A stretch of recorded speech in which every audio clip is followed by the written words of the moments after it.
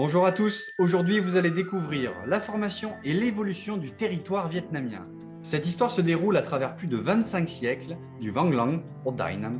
Au gré du temps, le pays s'est rétréci puis étendu d'est en ouest et du nord au sud. Sur plus de 1500 ans, la première période se traduit par un processus de guerre et de résistance au nord. Il s'agissait d'une lutte pour le monopole d'un espace vital pour son indépendance et sa souveraineté. Au cours des 8 siècles suivants, les dynasties Li, Tian jusqu'au seigneur Nguyen ont mené une expansion territoriale vers le sud jusqu'à Champa et le delta du Mékong, le point le plus méridional du pays. Au XIXe siècle, avec l'émergence de Taisheng et de sa dynastie, le Vietnam a commencé à s'étendre vers l'ouest avec notamment l'intégration d'Ai Lao et d'une partie du Cambodge. Ce processus a atteint son apogée sous la dynastie Ming-Mang du Dai Nam. Enfin, ce n'est qu'au XXe siècle, avec l'arrivée des Français, que le Vietnam sera stoppé dans sa progression. Le Dai Nam fut alors annexé et intégré dans une union appelée l'Indochine.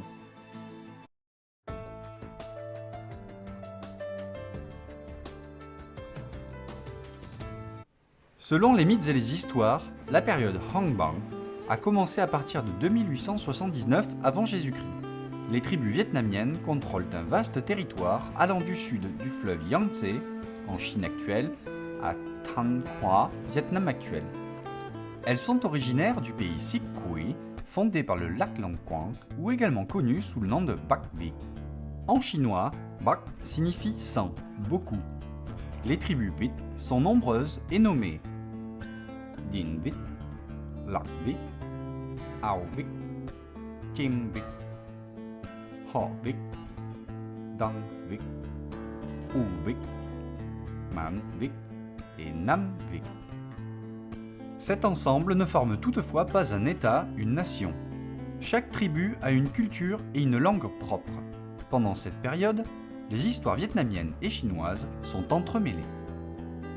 Le premier royaume de l'histoire vietnamienne s'appelle Vang Lang et appartient à la tribu Loc Vich, formée au 7e siècle avant Jésus-Christ. Il est gouverné par les rois Hung et correspond à la zone en jaune sur la carte. En 217 avant Jésus-Christ, le roi de Lao Vic, Thuc Phang, envahit le Vang Lang et forme le royaume de Lao Lac avec pour capitale Phong Khê, aujourd'hui Hanoï. Il devient le roi An Nhung Bum.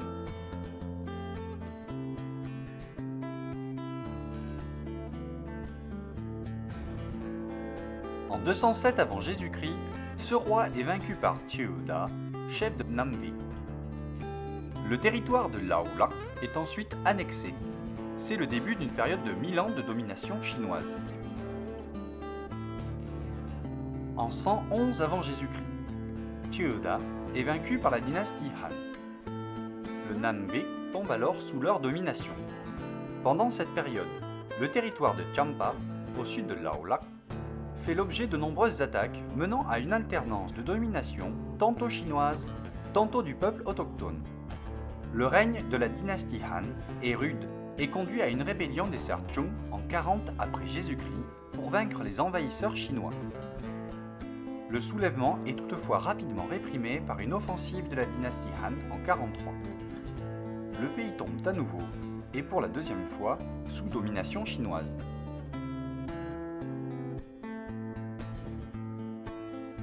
En 544, Li Bi chasse l'armée de Liang. Il se proclame empereur du territoire d'An Xuan. Ce territoire comprend le nord, le centre-nord, ainsi qu'une partie du Guangdong et du Guangxi. En 602, la première dynastie Li est vaincue par la dynastie Shui, et le Vietnam est à nouveau dominé, pour la troisième fois, par la Chine.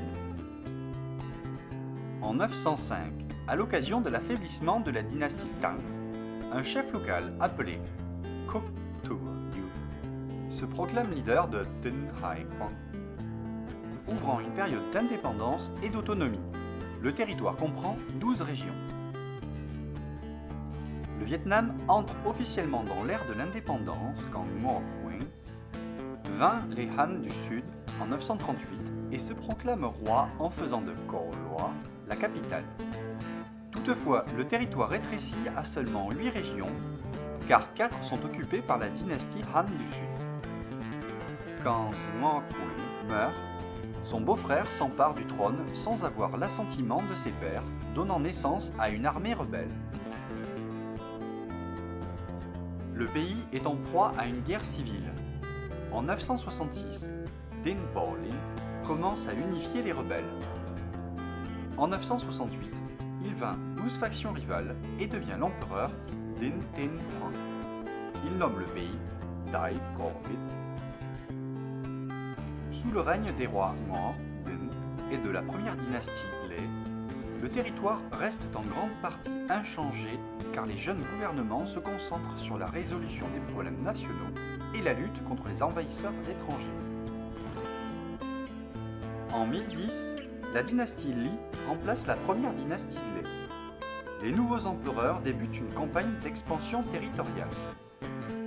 En 1014, le royaume de Dali positionne des troupes pour occuper une région au nord-ouest. Les Li se défendent et reconquièrent la région, aujourd'hui Hayang. En 1054, les Li renomment le pays Daivit.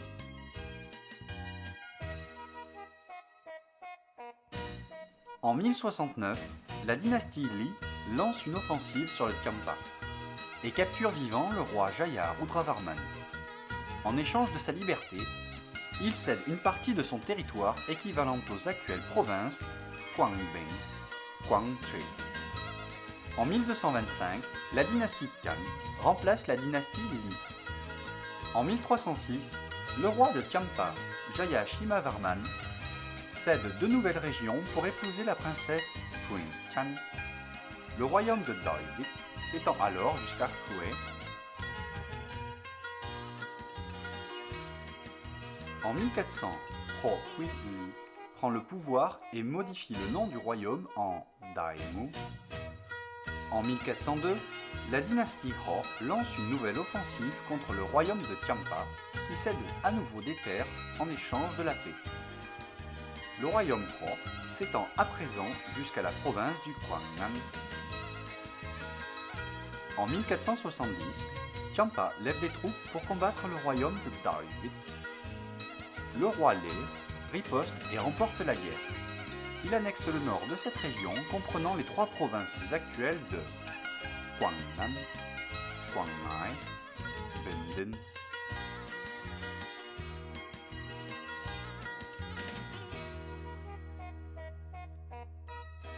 En 1478, le royaume de Muangfuang se sommet au Daivit, gouverné par le roi Lê Thang Tong, élargissant la région au nord-ouest.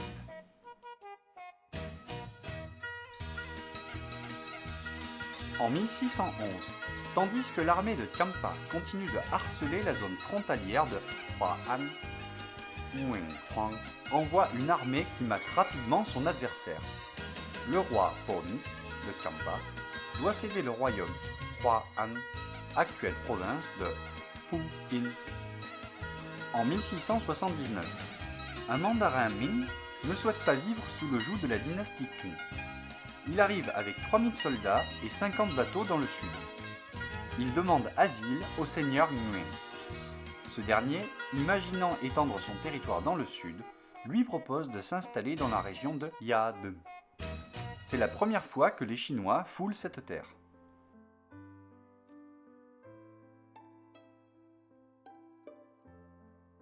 En 1693, le seigneur Nguyen annexe officiellement le reste du royaume de Champa.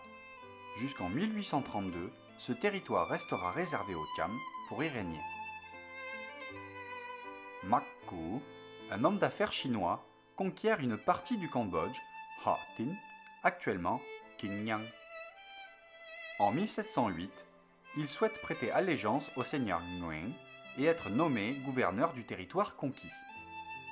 Parallèlement à l'expansion territoriale sur le continent, le gouvernement Nguyen s'illustre également en mer. Il contrôle progressivement les archipels de la mer de l'Est et du golfe de Thaïlande, à savoir les îles Paracel au début du XVIIe siècle, puis les îles Kang en 1704, les îles Phu Quoc en 1708 et les îles Spratly en 1711. De 1732 à 1757, le Sud-Vietnam voit sa souveraineté s'étendre. À l'origine, il s'agit de dons de terre par le roi du Cambodge après avoir perdu des batailles ou pour se protéger contre l'armée siamoise, ancien nom de la Thaïlande, en échange de l'aide du Sud-Vietnam. Mac Tin Tu, le fils de Mac Co, reçoit également des terres du roi du Cambodge.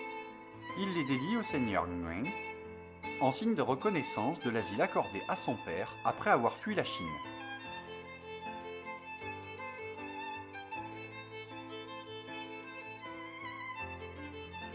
En 1816, le roi Ya Long hisse officiellement le pavillon vietnamien sur les îles Paracel et Spratly.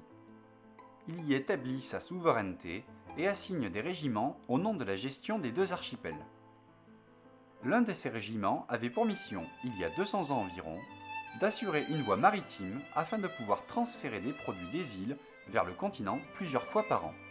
En 1830, le roi Minh Mang intègre les hauts plateaux du centre dans le territoire vietnamien.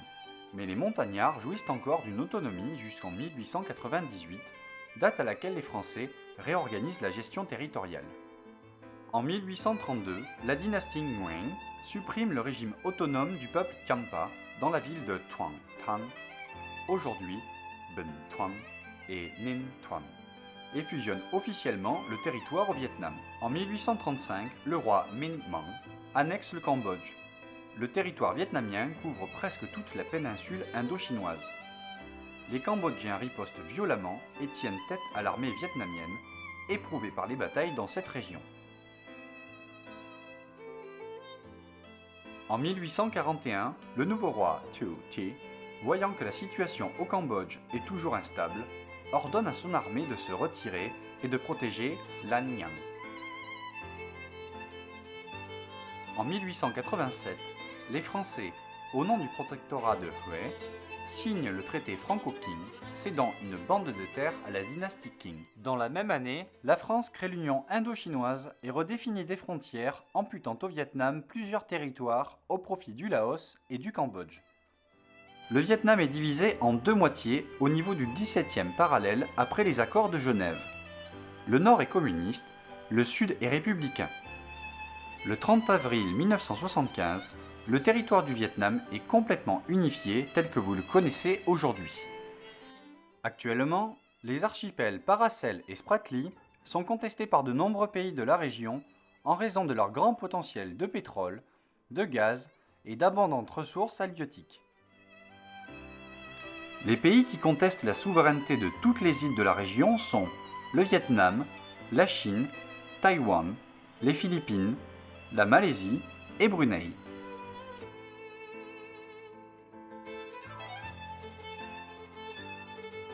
Dans cette vidéo, vous avez découvert l'histoire territoriale du Vietnam de sa création à aujourd'hui. Son histoire traduit la multitude de cultures présentes de nos jours. De ses traditions à sa cuisine, le Vietnam est riche de cet héritage acquis au fil des siècles sous l'influence de ses voisins, parfois pacifistes, parfois hostiles. Ce documentaire est terminé et nous vous remercions de l'avoir regardé.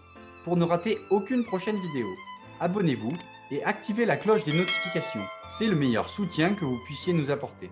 Au revoir.